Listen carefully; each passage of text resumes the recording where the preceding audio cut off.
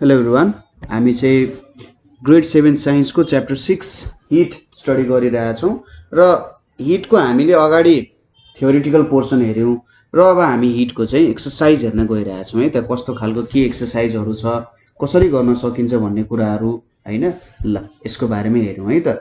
सुरुमा हामी केही इम्पोर्टेन्ट पोइन्ट्सहरू हेरौँ जुन चाहिँ जेनरली तपाईहरुले सोध्न सक्छ है त। एउटा एक्जाम पोइन्ट अफ भ्यूमा अथवा क्वेशन्स बनाएर तपाईहरुले सोध्न सक्छ। जस्तै सुरुमा बुझ्ने कि metals are good conductor of heat and electricity. ठीक छ, metals are good conductor of heat and electricity. अब मेटल्स भित्र मर्करी पनि पर्छ है, मेटल्स भित्र मर्करी पनि पर्छ, त्यसैगरी आइरन पनि पर्छ, कपर पनि पर्छ, सिल्भर पनि पर्छ, एल्युमिनियम पनि एज एन एक्जाम्पलको रूपमा युज भइरहेको हुन सक्छ। ठीक छ, यो मेटल्सहरू भयो। अब इन्सुलेटर्समा के पर्छ त? इन्सुलेटर्सहरू भनेको ब्याड कन्डक्टर्सहरू हो। इन्सुलेटर्स भनेको के हो त? Bad conductors of heat and electricity हो।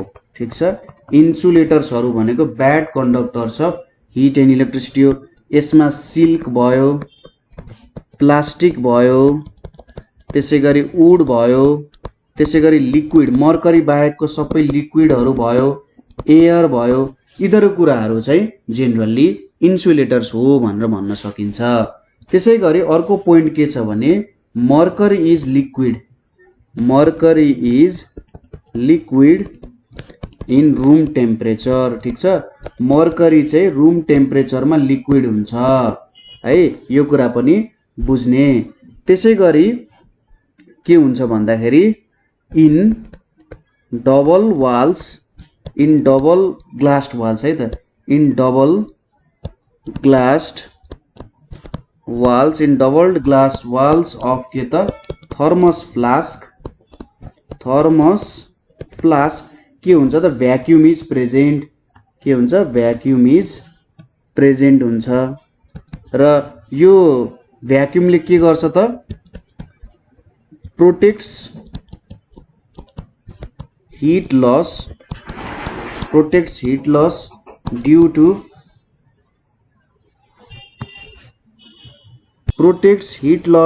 टू के त कंडक्शन एंड कन्वेक्शन। ठीक छ, यसले चाहिँ कंडक्शन र कन्वेक्शन बढाउने, हीट लसबाट बचाउने काम गर्छ। र अर्को कुरा यहाँ भित्र हुने है त, यहाँ भित्र हुने अर्को कुरा भनेको सिल्भर हुन्छ। सिल्भरले के गरे हुन्छ? सिल्भर फोइलले यसलाई बाउन्ड गरे हुन्छ। के गरे हुन्छ त? सिल्भरले यसलाई के गरे हुन्छ? यहाँनेरि बाउन्ड गरे हुन्छ भनेको भित्रको कुराहरुमा चाहिँ सिल्भर लगाइएको हुन्छ। यो सिल्भरले के गर्छ त काम? सिल्भरले protects heat loss due to radiation. ठीक छ, heat loss due to radiation द्वारा हुने हीट लसबाट यसले बचाउने काम गर्छ। कुरा बुझ्यो यो कुराहरू। त्यसपछि अर्को पोइन्ट भनेको के पनि छ भने मर्करी थर्मोमिटर जुन छ, mercury thermometer is used to measure hot temperature. Mercury thermometer चाहिँ हट टेम्परेचर मेजर गर्नको लागि हो र एल्कोहल थर्मोमिटर के को लागि हो त? इज युज्ड टू मेजर के को लागि? Cold temperature. ठीक छ, यसले चाहिँ कोल्ड टेम्परेचर मेजर गर्नको लागि जेनरली युज हुन्छ भन्ने हो। त्यसैगरी अर्को पोइन्ट भनेको के छ भने कंडक्शन, ट्रान्समिसन अफ हिटमा कंडक्शन छ नि। कंडक्शन भनेको मेटल अथवा सोलिडमा हुने हिट ट्रान्सफर भनेको के हो त? कंडक्शन हो। कन्वेक्शन भनेको के हो? लिक्विड एन्ड ग्यासमा हुने, लिक्विड एन्ड ग्यासमा हुने भनेको के हो? कन्भेक्सन हो। तर यसको एउटा एक्जाम्पल यहाँनेरि मर्करीमा चाहिँ हुँदैन है त, मर्करीमा कन्भेक्सन हुँदैन। अनि मर्करी अनि मोल्टेन मेटल्समा एन्ड मोल्टन मेटल्स जुन पग्लिएको मेटल्सहरू हुन्छ त्यसमा पनि कन्भेक्सन जेनरली हुँदैन। त्यसपछि रेडिएसन जुन हुन्छ, रेडिएसन यसमा कुनै मिडियम चाहिँदैन, कुनै मिडियम चाहिँदैन। के को लागि चाहिँदैन? For heat transfer. ठिक छ, हिट ट्रान्सफर को लागि यहाँनेरि कुनै पनि मिडियम चाहिँदैन हो। यो पोइन्ट्सहरु तपाईहरुलाई जेनरली अब fill in the blanks, true or false हो त्यस्तो कुरामा सोधेको हुन सक्छ। त्यसैगरी speed of radiation, speed of radiation कति हुन्छ त? हाम्रो 3 लाख किलोमिटर पर सेकेन्ड हुन्छ। ठीक छ। अब एयरमा कसरी ट्रान्समिट हुन्छ त? एयरमा जेनरली अब एयर भनिसकेपछि त त्यहाँनेरि सोलिड होइन, यो त ग्यास हो। एयरमा कन्भेक्सन द्वारा चाहिँ हिट ट्रान्सफर हुन्छ। ठीक छ, यो कुराहरु बुझ्यो र यही कुराहरु यहाँनेरि बुझ्न जरुरी छ। अब कन्डक्सन र कन्भेक्सनको डिफरेन्स सोध्यो अरे तपाईलाई। यतापट्टि कन्डक्सन छ, यतापट्टि हाम्रो कन्भेक्सन छ। कन्डक्सन र कन्भेक्सनको डिफरेन्स लेख भनेर सोध्यो भने के लेख्ने? It happens in solid. Conduction happens in solid र यो केमा ह्यापन हुन्छ? It happens in liquid and gas, liquid and gas except molten metals, molten मेटल्सहरु बाहेक। ठीक छ। No actual movement of molecules, यसमा मोलिक्युल्सहरु चाहिँ एक्चुअली मुभ गर्दैनन्, भाइब्रेसनको थ्रुबाट चाहिँ ट्रान्सफर गर्छन्। There is actual movement of molecules, there is actual movement of molecules. ठीक छ, यहाँ चाहिँ एक्ज्याक्टली एक्चुअल मुभमेन्ट अफ मोलिक्युल्सहरु देख्न सकिन्छ। ठीक छ। अब यो जेनरली सोलिडमा यो लिक्विडमा भयो। हिट एन्ड टेम्परेचरको डिफरेन्स लेख्न सकिन्छ। क्लिनिकल थर्मोमिटर र ल्याबोरेटरी थर्मोमिटरको पनि लेख्न सकिन्छ हैन। Clinical thermometer generally small temperature रेन्जको लागि हुन्छ, ल्याबोरेटरी थर्मोमिटर भनेको जेनरली लार्ज टेम्परेचर रेन्जको लागि युज गरिरहेको हुन्छ हैन। यही कुराहरु त सिम्पल कुराहरु, त्यस्तो अप्ठ्यारो केही पनि छैन। अब केही रिजन दिनुपर्ने क्वेशन छ। पहिलो क्वेशन छ हाम्रो an iron rod is a good conductor भनेर छ। अब यस्तो क्वेशन त जेनरली नसोध्नु पर्ने हो, तर पनि iron rod it is a metal. सुरुमा के हो त? It is a metal. र अर्को पोइन्ट के लेख्न सकिन्छ भने it transfers heat easily from one point to another, that is conduction। अब मेटल पनि हो र कन्डक्सन प्रोसेस पनि हुन्छ, सजिलैसँग कन्डक्सन प्रोसेस हुन्छ भनेपछि यो एउटा गुड कन्डक्टर हुन गयो। ठीक छ। त्यसैगरी ventilators should be kept in our rooms, ventilators should be kept in our rooms. Ventilators भनेपछि के भन्न खोज्यो यसले? हावा जाने अथवा हावा निक्लिने ठाउँ चाहिँ हाम्रो रुममा हुनुपर्छ भनेर यसले भनिरहेछ। किन हावा निक्लिने ठाउँ चाहिँ हुनुपर्छ त भन्दाखेरि के हुन सक्छ? There is heat in room due to conduction, convection and radiation. यो तीनवटै कारणले के हुन्छ त? रुममा चाहिँ के हुन्छ? हिट हुन्छ। अब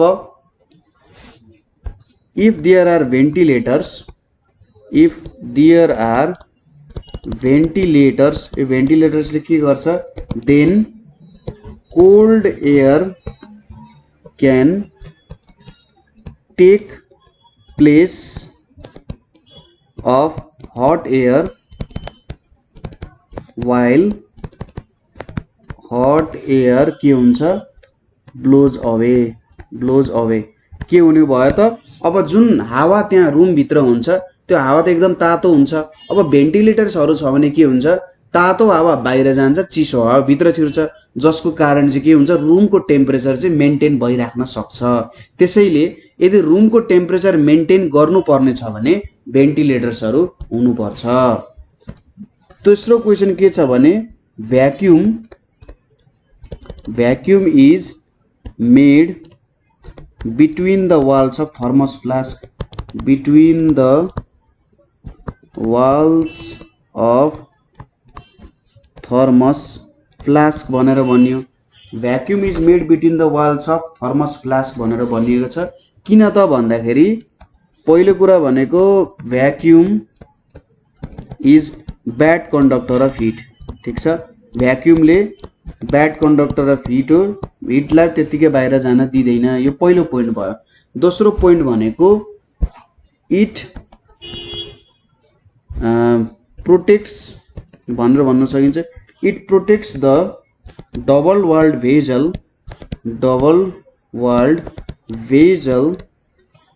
अथवा it protects the liquid, it protects the liquid in double walled vessel from conduction and convection, ठीक छ, कंडक्सन र कन्वेक्सन को प्रोसेस बढाइलाई बचाउने भयो, त्यही भएर भ्याक्युम त्यहाँनेर राखेको छ। त्यसैगरी कन्स्ट्रिक्सन किन राखिन्छ त भन्दा कन्स्ट्रिक्सन राख्नुको कारण चाहिँ मर्करी सजिलै तलतिर फल नहोस् भनेर हामीले कन्स्ट्रिक्सनहरु राख्ने काम गर्छौं, ठीक छ। हामीले कन्स्ट्रिक्सन किन राख्ने रहेछौं त, ताकि सजिलैसँग तल फल नहोस् त्यो मर्करी र हामीले हेरिराख्न सकौं त्यो राइजिङ टेम्परेचर जति छ त्यही होस्, तलतिर सजिलैसँग नझरोस्। त्यसैगरी alcohol thermometers are good for cold regions, किनभने एल्कोहलको फ्रीजिङ पोइन्ट कति हो त, हाम्रो एल्कोहल जुन छ त्यो एल्कोहलको फ्रीजिङ पोइन्ट भनेको -117 डिग्री सेल्सियस छ। अब यति थोरै फ्रीजिङ पोइन्ट भएको कारण अल्कोहल चाहिँ के छ त, राम्रो हुन्छ एकदम कोल्ड टेम्परेचरमा। त्यसैगरी नेक्स्ट क्वेशन तपाईहरुको के छ भन्दा the wall of bulb is made thin, जुन हाम्रो थर्मोमिटर छ त्यसको बल्बको वाल चाहिँ थिन बनाइएको हुन्छ, किन भन्दा it is used to capture the heat from substance, ठीक छ, from substance। if it is thick, यदि यो थिक भयो भने के हुन्छ त, it takes है त, it takes a long time to के त get heated and exact temperature will be difficult to measure, ठीक छ, exact temperature will be difficult to measure हैन, किनभने अब धेरै हिट हुन समय लाग्यो भने त के हुने भयो त, त्यहाँनेरि धेरै टाइम लाग्ने भयो भने चाहिँ त जनरली प्रब्लम आउने भयो। अब धेरै टाइम लाग्यो भने के हुन्छ, अब धेरै समय नहुन पनि सक्छ नि त, छोटो समयमा काम गर्नुपर्ने हुन सक्छ, त्यही भएर यिनीहरुलाई थिक नबनाएर थिन बनाइन्छ, ठीक छ। मर्करी थर्मोमेट्रिक लिक्विडको रूपमा किन युज हुन्छ भन्दा यसको वाइड टेम्परेचर रेन्ज छ, किन युज गरिन्छ भन्दा युज किन गरिन्छ मर्करी भन्दा पहिलो कुरा वाइड टेम्परेचर रेन्ज छ, दोस्रो कुरा भनेको यूनिफर्म एक्सपान्सन एन्ड कन्ट्र्याक्सन छ, यसमा यूनिफर्म एक्सपान्सन र कन्ट्र्याक्सन पनि हुन्छ मर्करीमा है, यो एउटा राम्रो प्रपर्टी हो मर्करीको। त्यसैगरी अर्को कुरा भनेको हाम्रो थर्डमा it does not wet the glass, जुन ग्लासमा यो फ्लो भइरहेको हुन्छ does not wet the glass, त्यो ग्लासलाई यसले वेट बनाउँदैन। त्यसैगरी अर्को भनेको गुड कन्डक्टर अफ हिट हो यो हैन, थोरै हिट पाउँदा पनि यो चाहिँ एक्सपान्सनमा आइहाल्छ। गुड कन्डक्टर अफ हिट पनि हो है त, यो पनि भयो। यो पोइन्टले गर्दा मर्करी युज हुन्छ। अब क्वेशन तपाईले सोधो, write 4 effects of heat. 4 effects of heat तपाईलाई भन्यो भने तपाईले के गर्छ त, यसले इन्क्रिजेस भोल्युम भयो एउटा, अर्को इन्क्रिजेस टेम्परेचर पनि इन्क्रिज गराउँछ, इन्क्रिजेस टेम्परेचर। त्यसैगरी change in state of body पनि गराउँछ यसले हैन, change in state of body, बडीको स्टेटमा पनि यसले के गराउँछ, चेन्ज ल्याउँछ। अनि अर्को कुरा भनेको हाम्रो change in colour of body, change in colour of body. त्यसैगरी कजेज केमिकल चेन्ज, यसले केमिकल चेन्जेसहरु पनि ल्याउँछ। ठीक छ, केमिकल चेन्जेसहरु पनि ल्याउँछ। अब 5 तपाईलाई इन्सुलेटर्सहरु सोध्यो। 5 वटा इन्सुलेटर्सहरुको नाम के हुन सक्छ? एउटा भनेको कटन भयो, अर्को भनेको प्लास्टिक भयो, अर्को भनेको एयर भयो, अर्को भनेको वुड हुन गयो। त्यसैगरी अर्को के हुन सक्छ? रबर पनि 5 वटा भयो। त्यसैगरी 5 कन्डक्टर्सहरु, 5 कन्डक्टर्सहरु के हुन सक्छ? मर्करी, त्यसैगरी आइरन, त्यसपछि सिल्भर, त्यसपछि निकल, त्यसपछि कोबाल्ट हैन, अरु पनि म लेखिदिन्छु। मर्करी, आइरन, सिल्भर, एल्युमिनियम भन्ने भयो। अनि कपर पनि हुन्छ। यिनीहरु चाहिँ कन्डक्टर्सहरु भयो जुनले चाहिँ राम्रोसँग हिटहरु कन्डक्ट गर्न सक्छ। अब 3 वेज अफ हिट ट्रान्समिसन भनेको के हो? कन्डक्सन भयो, कन्भेक्सन भयो एन्ड रेडिएसन भयो। यो 3 वटा मेथड भनेको के हो त? ट्रान्समिसन अफ हिटको लागि हो, ट्रान्समिसन अफ हिटको लागि यो 3 वटा मेथड भयो। अब टेम्परेचर स्केल्सहरुमा तपाईहरुले के एक्सप्लेन गर्न सक्नुहुन्छ त? टेम्परेचर स्केल्सहरुमा सेन्टिग्रेड, डिग्री र फ्यारेनहाइट स्केल तपाईले गर्न सक्नुहुन्छ। अब थर्मस फ्लास्क र त्यसको स्ट्रक्चरहरु तपाईले सजिलैसँग एक्सप्लेन गर्न सकिहाल्नुहुन्छ। थर्मोमेट्रिक लिक्विड भनिसकेपछि यस्तो लिक्विड जुन चाहिँ थर्मोमिटरमा जेनरली युज हुन्छ त्यो भनेको हाम्रो थर्मोमेट्रिक लिक्विड भयो। अप्पर फिक्स्ड पोइन्ट र लोअर फिक्स्ड पोइन्ट भन्ने दुईटा कुरा हुन्छ। अप्पर फिक्स्ड पोइन्ट भनेको चाहिँ temperature of boiling water, temperature of boiling water, ठीक छ। और स्टीम को टेम्परेचर अथवा बोइलिङ वाटर को टेम्परेचर भनेको upper fixed point. Lower fixed point भनेको चाहिँ temperature of pure melting ice at